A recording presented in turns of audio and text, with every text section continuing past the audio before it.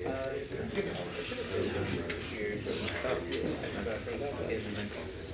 See that? I thought we had some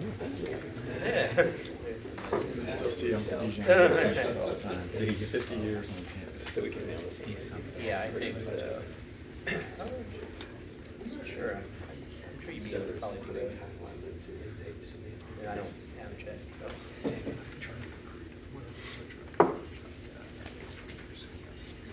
All right. This may be a first in the history of Madison Trust that we're running ahead of schedule. Presentation today. Well done, Mr. Mack. Well done, people in the room. You all were very available. So please welcome Dr. Michael Stewart to talk to us today about the future of music. Yep. Yes. Hello, my name is Ben Guerrero. I'll also be presenting. And before we talk about the future of music, I'd like to talk about the current state of music. I'm a percussionist, a drummer, and a student going through a public music program. Public school music program will typically have elementary, then secondary, very performance-oriented music programs. And if they wanted to, they can get a bachelor's in music education and then go off and teach. One thing about music performance is it's a very narrow, specialized field, and there aren't always transferable skills. Unfortunately, there's high turnover rate in music education and actually kind of the music industry overall. And there's other paths that are available.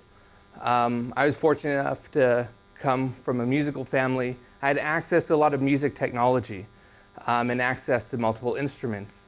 And because I had that early curiosity in technology, I was able to go then get my master's in music technology. And I did app development for my master's thesis. I went to Berklee College of Music for my undergrad. And I'm working on my PhD right now at Eastman School of Music, where I'm focusing research on music technology use in music education. And why this is important is because there are a lot of skills that could be learned while learning music. Professionals in music, if they don't have transferable skills to go from one industry to the next, paying for college and getting that return on investment and not getting, making sure that they are able to make a living doing music. And there's other tangential careers other than just music education. And right now, music education is still very much focused on Western European music. So the content is not very relatable. And there's music skills that are not taught, like composition, arranging, improvisation. Imagine you took an English class and you weren't asked to compose in a composition book and write your own essays. And the focus was just to recite Shakespeare. That's kind of what the current state of music is in terms of let's play a lot of Bach and Beethoven, which is important, but asking students to be creative and use their creative skills elsewhere is not currently a focus. So we want to basically move against the status quo and make sure that students are representing themselves in music. So someone who plays third clarinet, second trombone, they're not going to have an opportunity to make their own music. They're always playing something else. The repertoire is narrow, and right now teachers are just, over tasks. And so that's where technology could possibly help. We want to resuscitate the future of music education. And so with my expertise in music education and music technology, I've been fortunate enough to join this interdisciplinary dream team and work with people like Michael Stewart. Yeah, thanks, Ben. So I'm a computer science professor here at JMU, and I work in an area called human-computer interaction. In addition to that, I'm also, crossing those disciplinary silos, working together with music professors, music education research. But I'm learning some music as well myself. Oh, thanks. both the guitar and piano on my own, but also with my children learning about music education. So we're both have disciplinary expertise, but we're also looking at practicing and understanding of each other's fields. So Music CPR, this resuscitation that we hope to do with music education, is an online learning platform that is free and it's research-based, okay? And so the approach of this at the absolute high level, okay, so we're saying online learning platform, we see this kind of dire state in music education. And so what we have are three kind of main parts to our strategy. All right, the first one is that we want to integrate transferable skills, just like Ben was saying earlier, to continue to focus on the passion of music and learning those things as you do now. But at the same time, you can actually do this in ways that start to build those transferable skills that can widen the tech talent pipeline and things like this. Additionally, as he said, it's very hard to see yourself in music when you're only performing, only reciting Shakespeare, in the language arts. And so let's start to see a bit more content and genres. And then finally, let's take advantage of some of our computational resources to help those increasingly overburdened educators do more with less and to provide greater access to higher quality music education than is currently possible for many places. So with those three main pieces of our strategy, we think that they're really lined up very well to address various parts of those kind of many problems that we identified, the transferable skills, towards the return on investment of investing in maybe a major or a long life practice of music education, and then bringing in specifically recruiting new composers and compositions to study, and then finally putting computation to work to really help get at more skills and helping to solve where funding is currently scarce to be able to do more through a little bit of computation. So this is the past, present, and future of Music CPR. So there's kind of a minimum viable product on one end, pilot. We're about to move into the beta, and then the future, where we're really going to focus here in just a second with the support of Madison Trust, would be to get to our public kind of V1. So I just want to zoom in on this for a second. So early on, we made the absolute simplest prototype and got into the classrooms. And so in this simple prototype, students record their performance of whatever melody of a song that they've been asked to learn, and submit this recording into the little system. They compose music as well, moving away from strictly reciting and performing others' work into composing some of their own, and then getting they would get their teacher's feedback.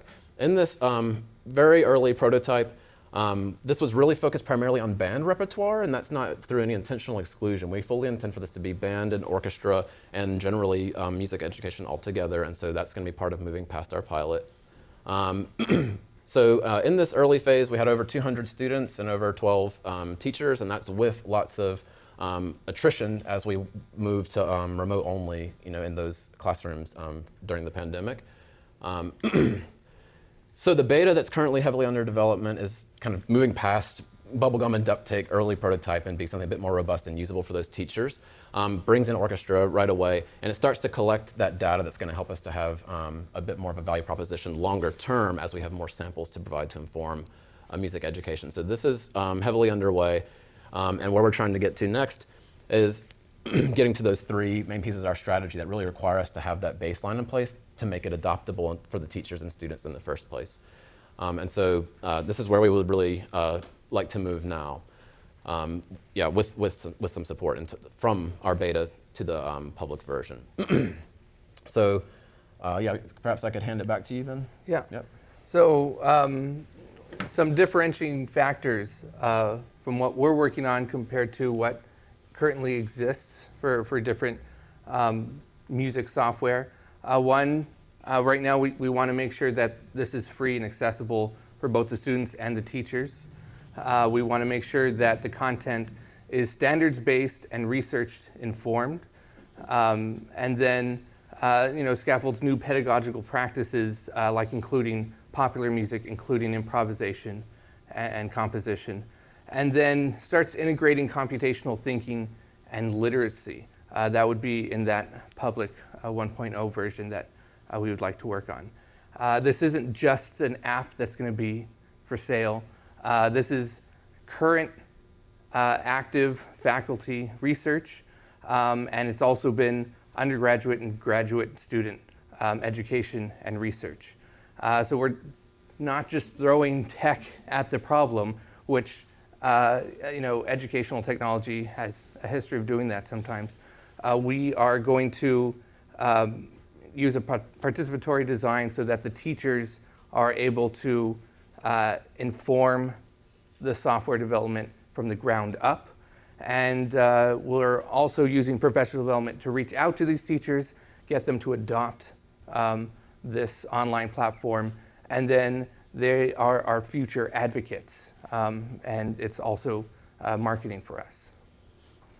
So, like we said, we're on this dream team, and yeah, sure. Why don't you take it So over? yeah, we're happy to be working on this from our two disciplines, but here at JMU. But of course, we include collaborators at other places like Eastman, Virginia Tech, and the University of Delaware.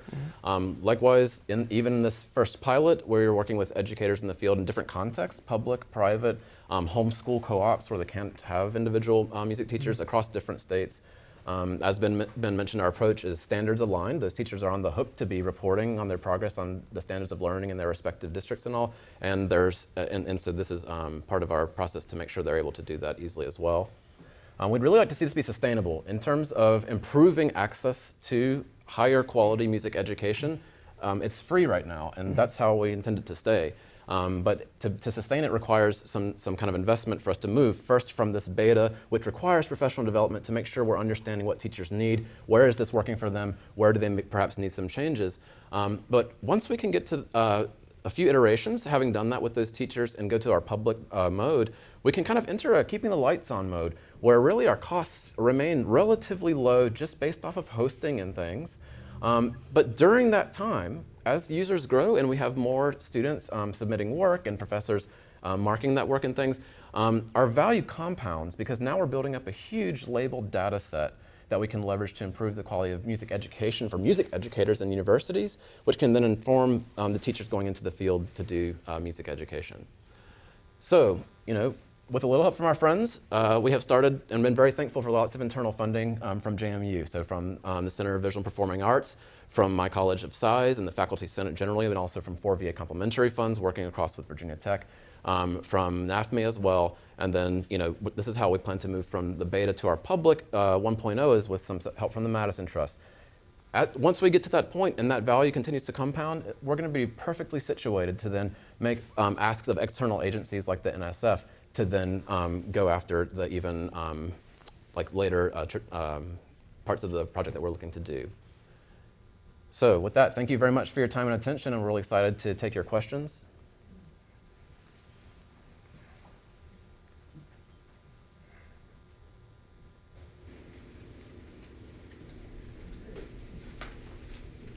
Yeah, sure.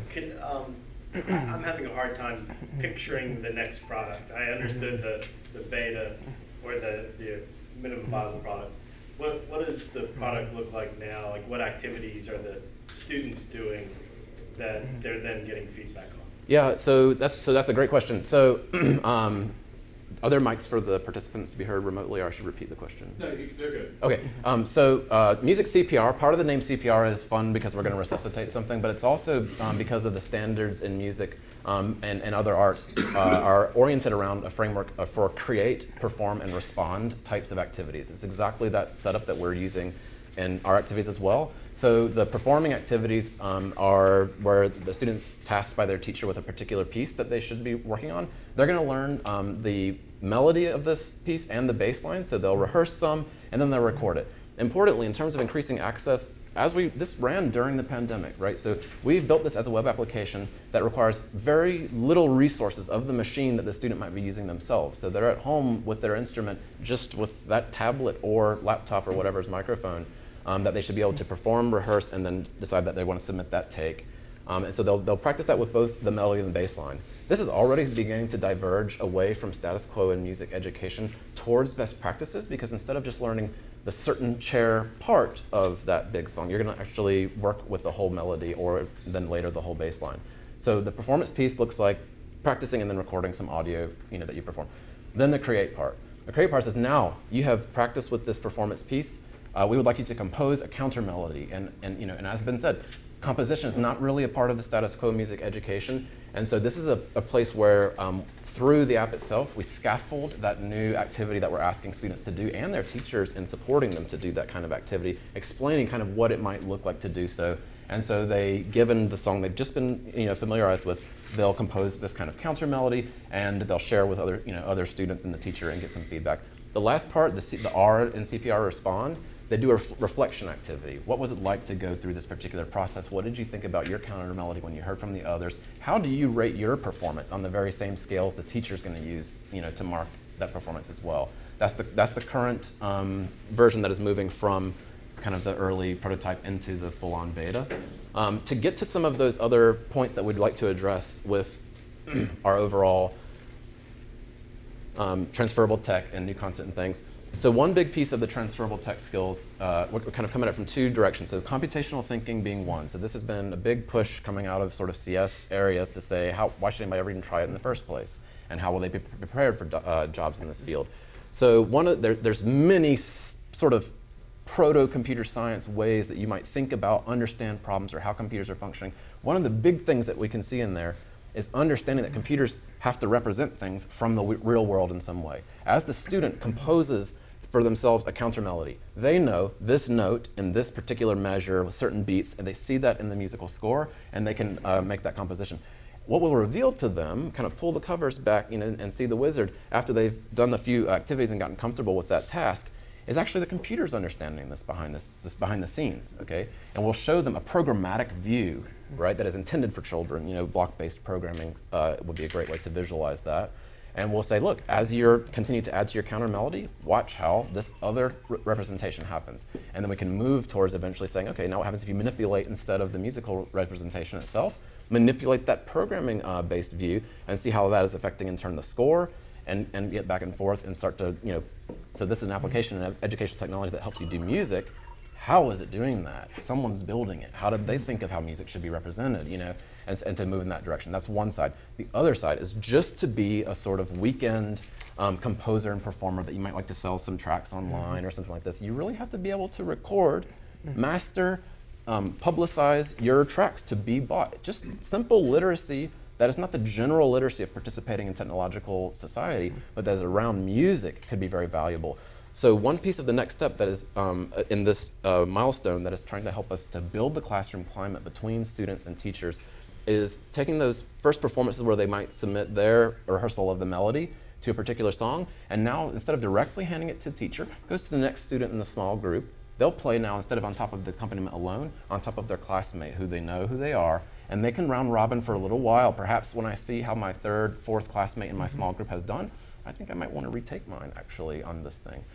But in doing so, the trombone was super close to the Chromebook when that person submitted, and the kazoo was really far away. So maybe we need to not just be letting the computer record things on us, but take some control and agency in that interaction, start doing leveling and things to move towards the digital kind of mastering and audio workstation that they need to know at least the basics of to continue lifelong music. Yeah, thanks. I want to say just one other thing in terms of the big picture in that last bullet point.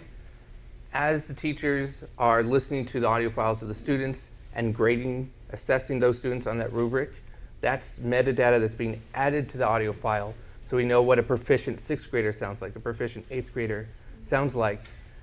A big data set like that currently does not exist and is currently not used in any music education software at the moment.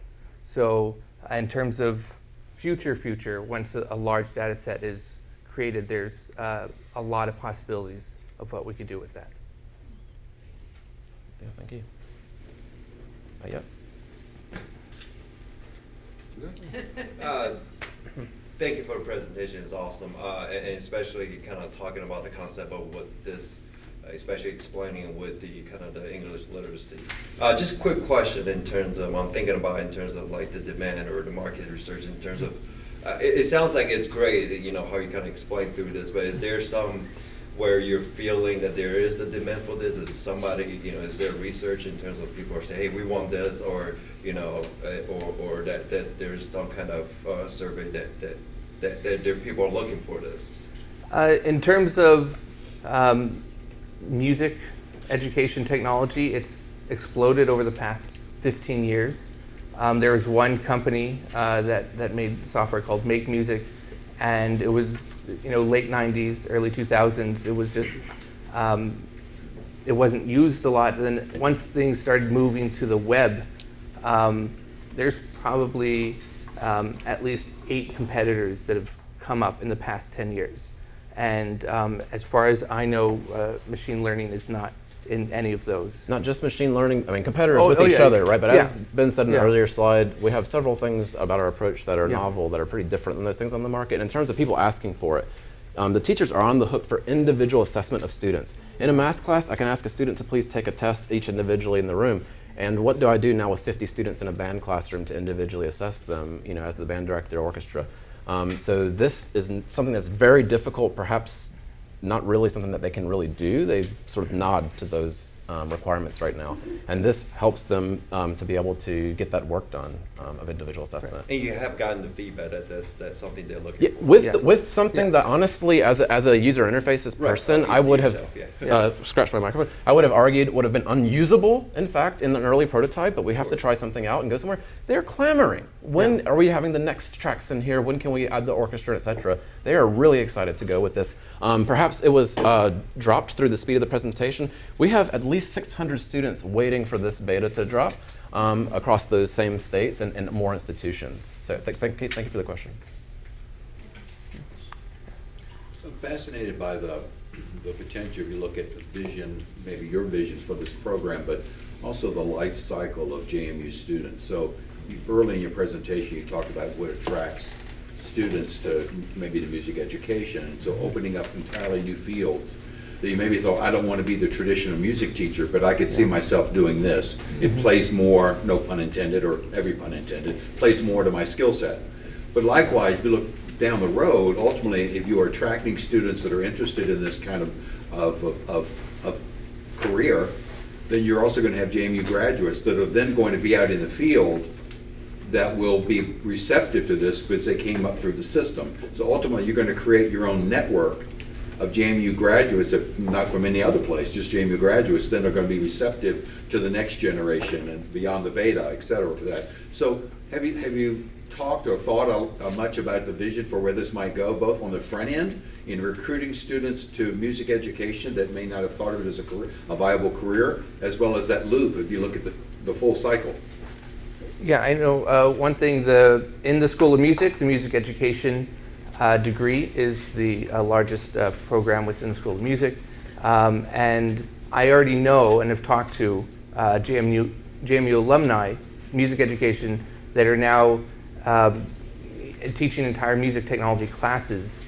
And previously there hasn't been a blueprint for that. I'm in the music education department. We've just recently added a jazz track focus in music education, and we're talking about adding additional foci under the music education degree, including music technology. Other ways that we expect this to propagate is that as those transferable technology skills are being included in music education with new genres, perhaps more students would continue in music education in the first place. And as they continue with that passion and enjoy it, they learn that actually also a lot of what they're doing applies to other fields than just music. So while they may choose to continue to learn and educate themselves in that discipline that they love, they actually may not have to require of themselves that the return of investment of their time and degree and interest is necessarily as a professional musician. They can continue to their music practice, and perhaps they can work in a technology field going towards that widening of the tech talent pipeline that we think is possible through this approach as well. Thank you. Yeah, thank you. Thank you. Any other questions? Well, to sort of bolster and answer the question about whether or not, how many people want it, my son there's a system that the school made him play during the pandemic where he played the same thing over and over again. He had to hit the right tempo, the right note, depending on what microphone he had, how close he was to it, and everything else. So it's apparently being utilized just very poorly right now through all sorts of systems. So it something that's more interactive is a departure from what they're utilizing, at least in our house, over and over again.